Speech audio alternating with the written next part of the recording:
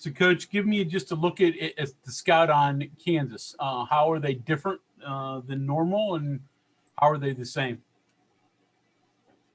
Well, they're the same because they're really good. They're just smaller. They're playing smaller, and it's different than having those two bigs that they've generally had. Spread you out a little bit more and really try to dribble penetrate. John Anthony. You mentioned smaller, but McCormick, he played pretty good against Texas Tech. He gives them a lot inside, doesn't he? Yeah, but there's usually two of him. So, he does a great job for him, and I really like Lightfoot. He plays so hard. He's one of the guys that's always around the ball. Real quick, Bill used a little bit of zone and probably won the game for him against Texas Tech. That's something new that he's doing a little bit of? He played zone against us last year. Okay, so he throws that in there a little bit? I don't think he likes to, but he does. Yeah. Justin Jackson. Coach, you were talking about how they like to spread you. They obviously I think they do that with the three-point shot. Baji, Braun, very good three-point shooters. How much of a difficult, if they're going smaller, you're obviously a big lineup. How much of a difficult matchup is that? Well, we've been doing it. So I think our guys, Derek in particular, has done a pretty good job of playing out on the perimeter when need be.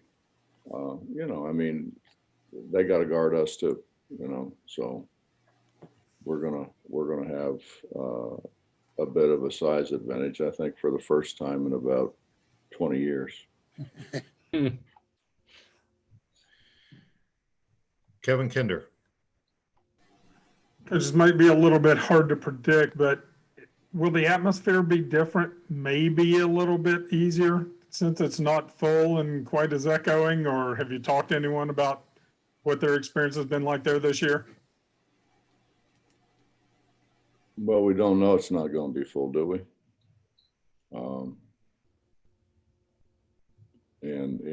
It seemed to me just on TV, and I know they maybe pump sound or something in there too, but TV does. But it seemed pretty loud to me on TV. Heck of a lot louder than where we are. Except for the Richmond game, because those Richmond people were cheering like crazy down there.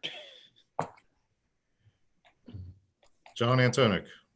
Without rehashing the Iowa State game, is there some value you can get out of winning a game when you didn't play your best and the other team did play really well? Yeah, I think the value is we won somehow. They did. They played really well, and we didn't play well. Didn't play well. Didn't shoot it well. Didn't do anything well. Didn't pass it well. Didn't guard well. But did make winning plays at winning time. I think 10-2 run to finish the game. Yeah, but that's what you're supposed to do. If you're going to be one of the better teams in this league, you better make some plays at the end of games. Kansas has done it for years. Texas Tech does a great job of doing it. Everybody in our league does. Back to Greg Hunter. So, Coach, you've talked about this before, but go over the maturation of Derek Culver, both, in terms of his game and then just in terms of him as a person. Especially start with his game and how you've gotten him to slow down from where he was last year when sometimes he's a little spastic.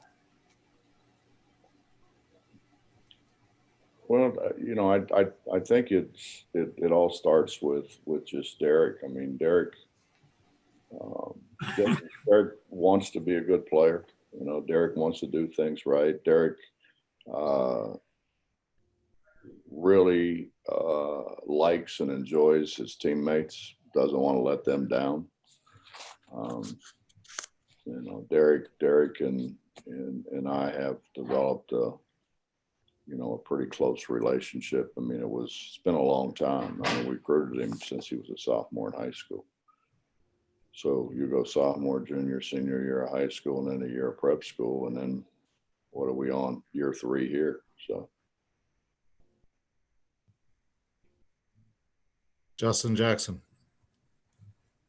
Coach, I don't want to put the cart before the horse, so to speak, on this one, but each program that has a special season, I guess that season kind of gets broken down into chapters, so to speak. What kind of chapter could be written here if you guys go into Kansas and pull off a win?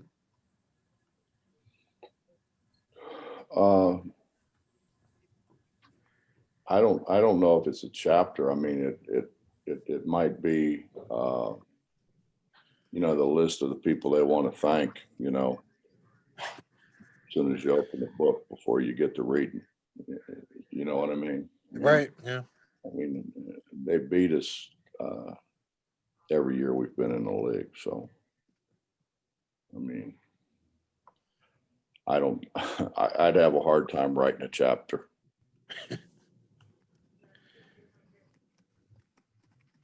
John. Is it safe to say your number one concern still with this team right now is stopping dribble drives, straight line drives to the basket? And are you still Consistency, John, more than it is anything. okay? We have done that. We have done a pretty good job of it, and then there's times we haven't done that. But you can say that about our perimeter shooting. We've shot it extremely well. We've shot it very poor. And the thing that we were hoping we would get from hey guys, the immortal truck Brian just walked in my office. We just haven't been consistent in much anything other than rebounding the ball. We have rebounded the ball pretty well, but I mean, we just haven't. We thought, those guys in year 2 would be way more consistent than they were obviously in year 1. But I mean, I think it's a lot of things. It's not just that. I mean, there's a lot of things that have led to us giving up too many points in the paint. How's the helping? Is that part of it too, or is it just moving your feet and staying in front of your guy? No, I mean, you got to help. I mean, you put anybody out there one-on-one, it's hard to keep somebody from driving. Yeah, you got to help. But I don't know. The people are doing, it's kind of watching Dana Holgerson coach football. They're so spread that it's hard to cover all of them. And we haven't done as good a job as what we need to. I think we're certainly capable. And these guys will do that tomorrow night. Yeah, if we let them, they will. Back to Greg. So, Bob, do you like playing these conference games in December? Obviously, it's an abnormal year, but next year, if things go back to normal, do you want to continue league games this early? Right, we just wanted to play. I mean, we went through so much with cancellations. People dropping out. I mean, we just want to play. I'm not hung up on when we play. I mean, and we don't really have a say anyways. It's so TV driven that we're going to have to play whenever they tell us to play. I mean, we got 8, 9 o'clock games. Explain to me how that's in the betterment of the student athlete. I'm having a hard time with that. So we'll get back from Lawrence at about 4 a.m. So other people don't have to do that. And I think that's the thing that continually gets left out whenever they talk about our team, is what our team goes through. And because of everything that happened with the pandemic, we ended up, we played our first 5 road games on the first 5 games away from home. You know, and then, I mean, every trip for us is a long trip. Every trip for us, like a normal trip for us, everybody, the other 9 teams in the league would dread, because it's so far and it takes so long. I mean, I'm not going to say we're used to it, because it's hard to get used to, but it's rough, man. Justin. Coach, you mentioned points in the paint a few minutes ago, and I was going to ask you about is points in the paint, is that a stat you'll be keeping an eye on during the game? Is there any telling stat that you will be keeping an eye on during the game that will, let you know if, what's leading to success or not successful? Jordan, I've done this long enough that if I have to refer to somebody telling me how many points in the paint and I can't see them driving by us, I probably need to get stronger glasses or retire. One of the two. I mean, that's pretty easy to Right. see. That's not a hard thing to see.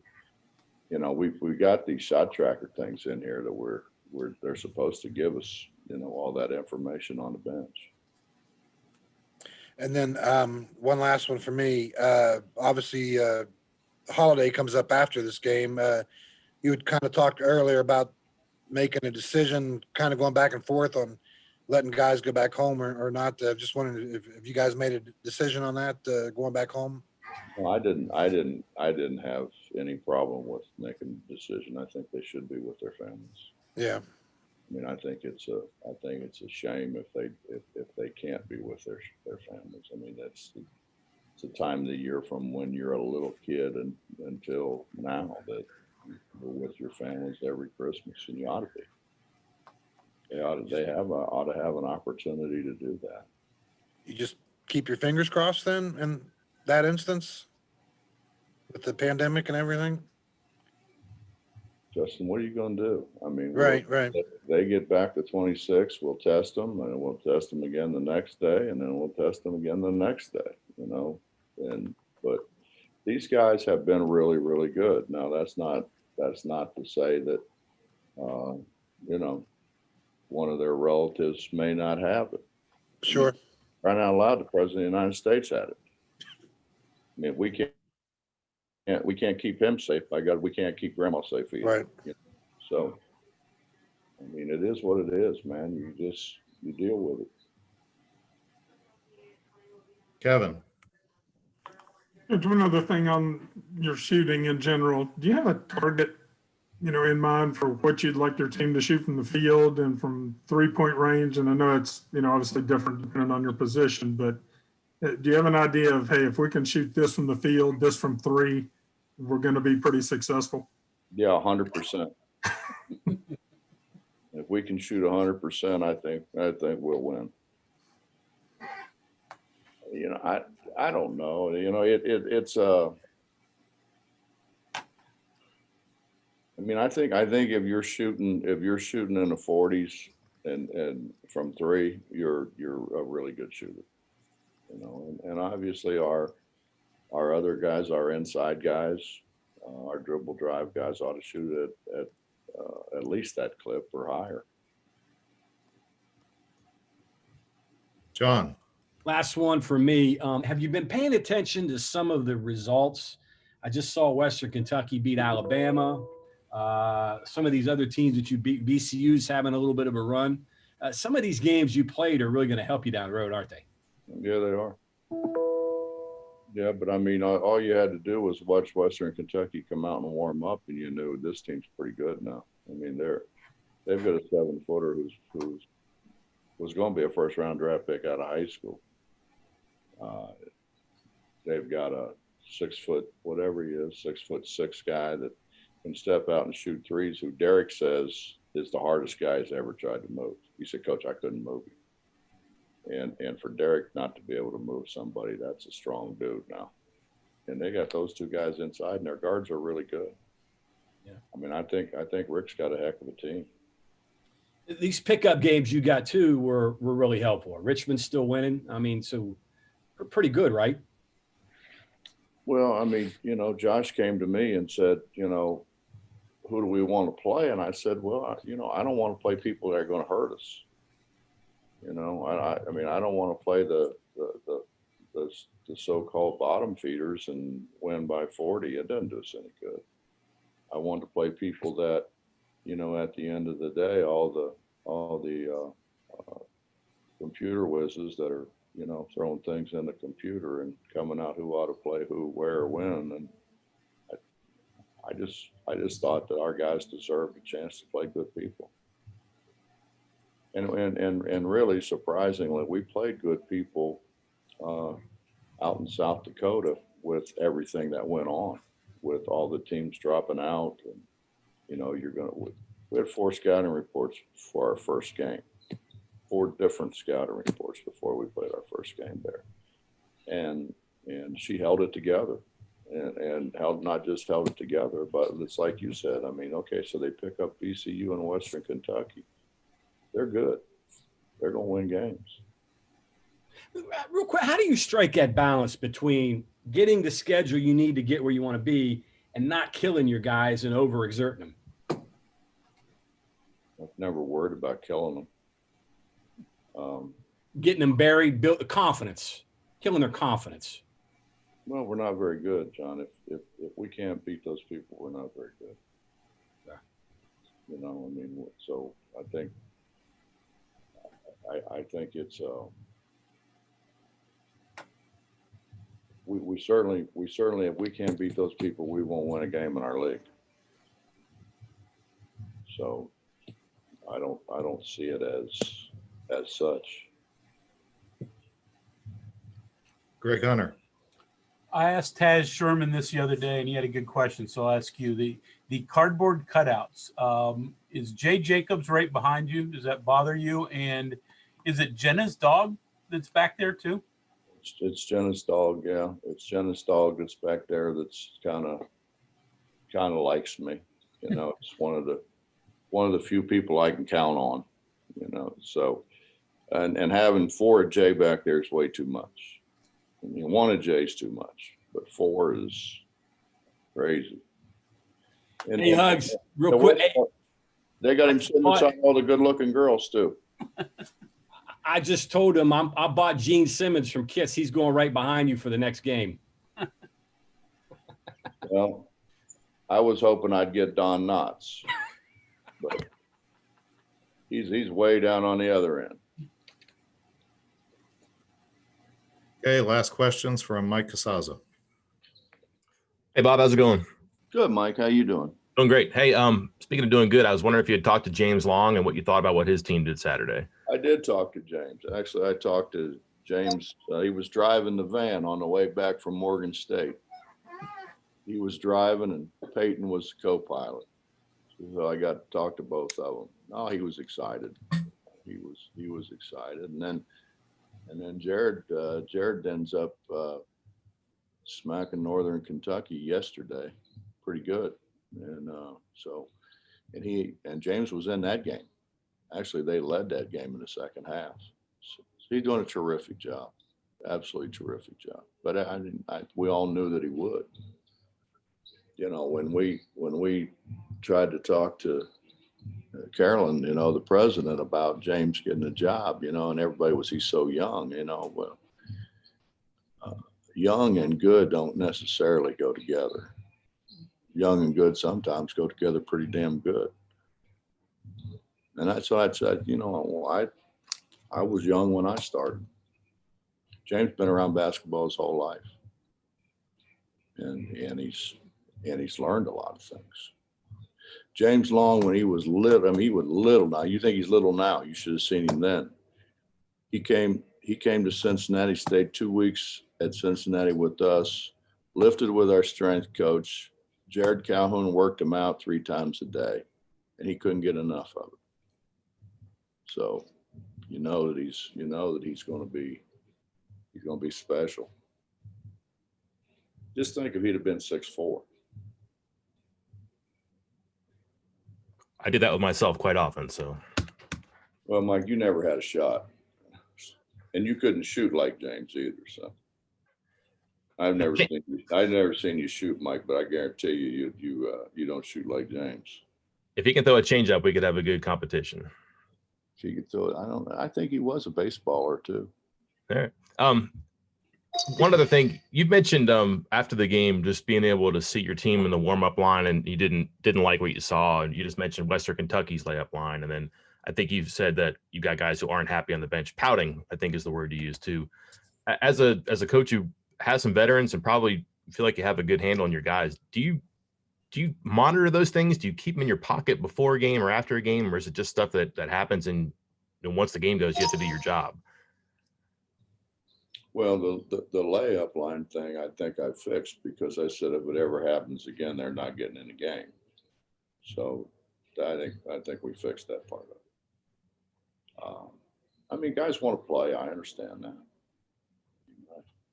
Believe it or not, Michael, Jody benched me a time or two. I didn't like it much, but it's part of it, part of growing up.